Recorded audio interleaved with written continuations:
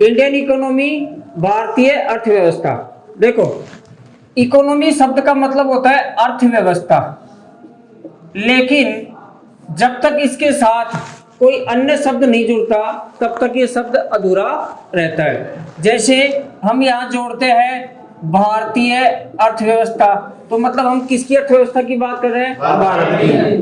अमेरिकी अर्थव्यवस्था, तो हम किसकी अर्थव्यवस्था की बात कर रहे हैं? अमेरिका की। जैसे मैं कहूँ ग्रामीण अर्थव्यवस्था, तो कौन सी अर्थव्यवस्था की बात कर रहे हैं? ग्रामीण। अगर मैं ये कहूँ कृषि अर्थव्यवस्था, तो किसकी बात कर रहे हैं? तो मतलब है अर्थव्यवस्था जो शब्द है, इकोनॉमी शब्द है, जब तक इससे पहले कुछ नहीं जुड़ता है तब तक ये क्या रहता है? अधूरा रहता है। तो हम पढ़ रहे हैं भारतीय अर्थव्यवस्था। तो भारतीय अर्थव्यवस्था में जो प्रथम टॉपिक है ये है राष्ट्रीय आय। क्या होता है? राष्ट्रीय आय। तो देखो ध्यान से समझना। सपोज करो कोई परिवार है या एक देश है, दोनों इकाइयां हैं। परिवार भी एक इकाई है और देश भी एक इकाई। इस परिवार में कई सदस्य हैं। सपोज करो कोई कृषि करता है, कोई उद्योग लगा रखा है, कोई मजदूरी करता है, कोई गवर्नमेंट जॉब में है। किसमें है? गवर्नमेंट जॉब में है। हाँ, कोई पॉलिटिक्स में है, मतलब कोई राजनेता है। तो सबकी आय जुड़ेगी और उनको जोड़कर हम कहेंगे कि ये किसकी आय है? परिवार की आय है। अरे सही कहेंगे कि नहीं कहेंगे? ऐसे ही देश में मान लो कोई कृषि कर रहे हैं, कोई सर्विस सेक्टर में है, कोई इंडस्ट्री एरिया में है, यानी उद्योग कर रहे हैं, कोई मजदूरी कर रहे हैं, कोई एयर फोर्स में है, कोई आर्मी में है, कोई टीचर है, कोई कुछ है, सब अलग अलग है। सबकी आय जोड़कर हम उसको कहेंगे किसकी आय है? देश की आय, यानी राष्ट्रीय आय, नेशनल इनकम। तो इसी नेशनल इनकम को हम आगे इसके बारे में थोड़ी चर्चा करेंगे। इसको ध्यान से समझना है, इससे हर एग्जाम में एक दो क्वेश्चन आते रहते हैं। तो देखो भाई, राष्ट्रीय आय को समझने के लिए 4 प्रकार की कंसेप्ट है। क्या है? 4 प्रकार की कंसेप्ट है। तो पहला समझो, राष्ट्रीय आय में देखो, एक तो आएगी जीडीपी, एक आएगी जीएनपी, एक आएगा एनडीपी और एक आएगा एनएनपी। क्या आएगा? एनएनपी। ये 4 प्रकार की टर्म है, ये अवधारणा है राष्ट्रीय आय की। सबसे पहले हम जीडीपी की बात करते हैं, इसी से राष्ट्रीय आय निकलेगी। देखो जीडीपी, इसकी परिभाषा समझो। एक वित्त वर्ष में, किसमें? एक वित्त वर्ष में देश के निवासियों द्वारा, किसके द्वारा? ध्यान रखना, मैंने नागरिकों की बात नहीं की है, मैंने देश के निवासियों की बात की गई है। निवासियों द्वारा देश की घरेलू सीमा के अंतर्गत, किसके अंतर्गत है? घरेलू सीमा के अंतर्गत उत्पादित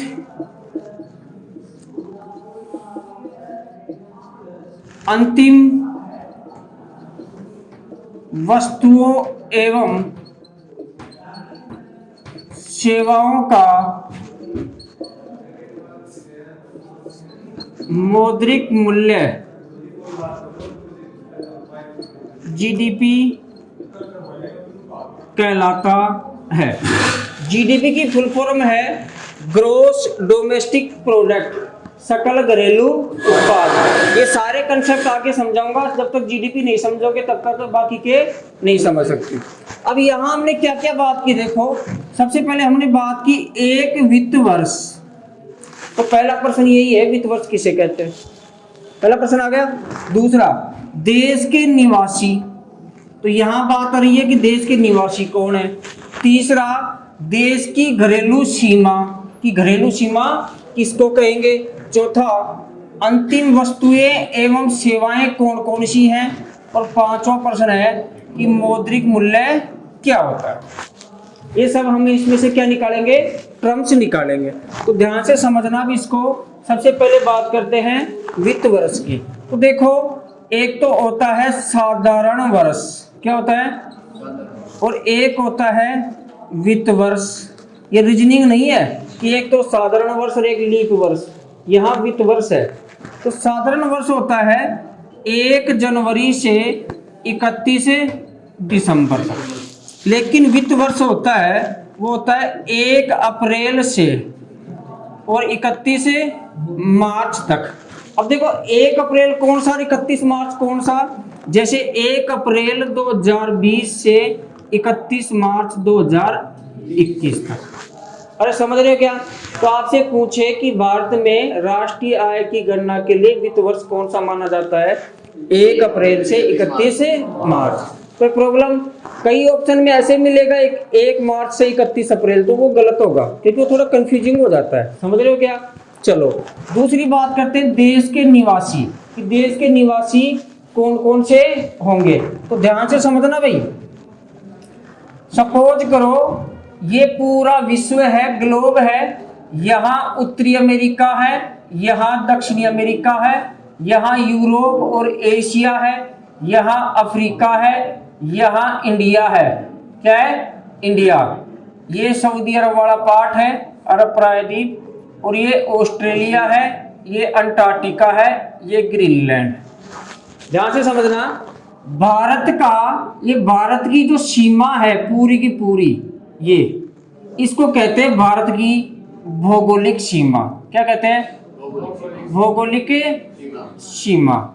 लेकिन सपोज करो भारत का यहाँ कोई द्वीप है हिंद महासागर में, उसके ऊपर भारत का कब्जा है, तो वहां भारत का राज चलेगा कि नहीं चलेगा? भारत की पॉलिसी लागू होंगी कि नहीं होंगी? गवर्नमेंट के नियम कायदे लागू होंगे कि नहीं होंगे? होंगे। तो वो भारत की राजनीतिक सीमा में आते हैं। क्या आते हैं? राजनीतिक सीमा में। देखो ये पूरा का पूरा हिंद महासागर है, अरब सागर, बंगाल की खाड़ी और हिंद महासागर। यहाँ 200 नॉटिकल मील तक भारत का कानून लागू होता है। तो ये भारत की राजनीतिक सीमा है। तो यहाँ मैं ऐसे कह सकता हूँ, क्या ध्यान से समझना, कि भौगोलिक सीमा से बड़ी क्या है? राजनीतिक सीमा। क्या है? राजनीतिक सीमा। अब देखो इस राजनीतिक सीमा में, ध्यान समझना, इस राजनीतिक सीमा में यानी भौगोलिक सीमा से बड़ी राजनीतिक सीमा है, इसमें अगर भारत का कोई भी व्यक्ति हो, चाहे वो अमेरिका का निवासी हो, चाहे ब्रिटेन का हो, चाहे रूस का हो, जो भारत की सीमा में रहकर किसी ना किसी सर्विस का यानी सेवा का या वस्तु का उत्पादन कर रहा है, तो वो व्यक्ति कहलाएगा देश का निवासी। यानी देश की राजनीतिक सीमा में, देश की राजनीतिक, गेट बंद कर दो, देश की राजनीतिक सीमा में अगर वो निवास कर रहा है, समझ रहे हो क्या? और राजनीतिक सीमा से घरेलू सीमा बनी आएगी, भी मैं समझाऊंगा सीमाएं। तो ध्यान से समझना, अगर भारत का कोई पानी का जहाज ऐसे हिंद महासागर होते हुए अफ्रीका का चक्कर लगाकर और अमेरिका जाता है, तो पानी का जहाज कहाँ है? अंतर्राष्ट्रीय सागर में है। अरे है कि नहीं है? लेकिन वो है किसका? भारत का। उस पे काम कौन कर रहे हैं? भारत के लोग। तो वो भारत की भौगोलिक सीमा में है क्या? नहीं है, लेकिन भारत की घरेलू सीमा में है। तो ये घरेलू सीमा कौन कौन सी है ये मैं बताऊंगा आपको। सिर्फ ये ध्यान रखना कि भारत के निवासियों द्वारा, निवासी में क्या क्या आएंगे? निवासी में आएंगे भारत के नागरिक प्लस विदेशी जो भारत के लिए काम करते हैं।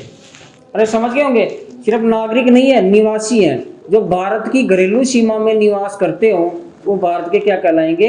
निवासी कहलाएंगे। चाहे वो नागरिक, चाहे वो अमेरिका का हो, उससे कोई मतलब नहीं है। जैसे कई फिल्म स्टार जो उन्होंने विदेशी नागरिकता ले रखी है। मैंने एक दिन देख रहा था मैं न्यूज़पेपर में कि दीपिका पादुकोण ब्रिटेन की नागरिकता ले रखी है। लेकिन अब नागरिक तो वो कहाँ की है, ब्रिटेन की, काम कहाँ कर रही है, भारत में, तो उत्पादन कहाँ कर रही है वो, भारत में। अब समझ गए होंगे आप, ठीक है। ऐसे ही अक्षय कुमार ने कनाडा की नागरिकता ले रखी, बताई, तो वो नागरिक तो कहाँ है, कनाडा का, लेकिन वो घरेलू सीमा में कहाँ की में है, भारत की में। समझ गए होंगे। तो यहाँ नागरिक का कोई औचित्य नहीं है, निवासी होना चाहिए। अब बात करते हैं इस घरेलू सीमा की, किसकी बात करते हैं, घरेलू सीमा। तो देखो घरेलू सीमा में एक तो शामिल हो गई भौगोलिक सीमा। भौगोलिक सीमा तो जानते हो ना, जैसे भारत पाकिस्तान का बॉर्डर, तो भौगोलिक सीमा हो गई, अपन उसको टच कर सकते हैं, देख सकते हैं, भौगोलिक सीमा। एक शामिल हो गई राजनीतिक सीमा, कौन सी, राजनीतिक सीमा। इनके अलावा क्या क्या शामिल होता है, ध्यान से समझना। वायुयान, वायुयान, अगर अमेरिका का कोई हवाई जहाज ब्रिटेन जा रहा है, कहाँ जा रहा है, ब्रिटेन, और ब्रिटेन के एयरपोर्ट पे खड़ा है, यात्री लेके गया और वहां से यात्री लेके आएगा, अब वो सीमा में तो किसकी में है, भौगोलिक सीमा में तो ब्रिटेन की, लेकिन वो हवाई जहाज किसका है, भारत का, और उसके ऊपर जो कर्मचारी काम करते हैं वो भी किसके हैं, भारत के। वो जो पैसे कमा रहा है वो किसको देगा, भारत को। तो वो किसकी घरेलू सीमा में हो गया, भारत की में। समझ रहे हो क्या। चौथा है जलयान। मैंने भी बताया कि कोई भी पानी का जहाज, चाहे यात्री हो चाहे मालवाहक हो, वो चाहे अंतर्राष्ट्रीय सागर में हो, चाहे अमेरिका की सीमा में हो, चाहे कहीं भी हो, लेकिन वो उस पे अधिकार किसका है, भारत का। वो जो सर्विस दे रहा है वो किसके लिए दे रहा है, भारत के लिए, और वो जो पैसे कमाएगा वो भी किसके होंगे, भारत के। समझ गए होंगे, ठीक है। ऐसे ही पांचवा है दूतावास। क्या है, दूतावास। इसको अंग्रेजी में कहते हैं एम्बेसी। क्या कहते हैं, एम्बेसी। जिन देशों के साथ भारत के राजनीतिक और रणनीतिक रिश्ते हैं, उन देशों में भारत का एक एक दूतावास होगा, और उन देशों का भी भारत में एक दूतावास होगा, नई दिल्ली में होते ही, ठीक है भाई। तो भारत का एक राजदूत, राजदूत होता है ICS, इंडियन सिविल सर्विस में कई प्रकार की सर्विस होती है, IAS, IPS, IFS, Indian forest service, ये तो होती है अखिल भारतीय सेवाएं। फिर होंगी केंद्रीय सेवाएं। कौन सी सेवाएं, केंद्रीय सेवाएं, इनको कहते हैं सेंट्रल सर्विसेज। इनमें होती हैं एक, जैसे IFS, Indian foreign service, IRS, Indian revenue service. अरे समझ रहे हो क्या। तो इंडियन फॉरेन सर्विस के जो अधिकारी होते हैं वो बनते हैं राजदूत। क्या बनते हैं, राजदूत। अरे समझ रहे हो क्या। अब ऐसा नहीं उसको सीधा राजदूत बना दिया जाता है, 1-2 साल उसको असिस्टेंट के रूप में रखते हैं ताकि वो काम सीख सके, और सीनियर होने पर उसको क्या बना दिया जाता है, राजदूत बना दिया जाता है, ठीक है भाई।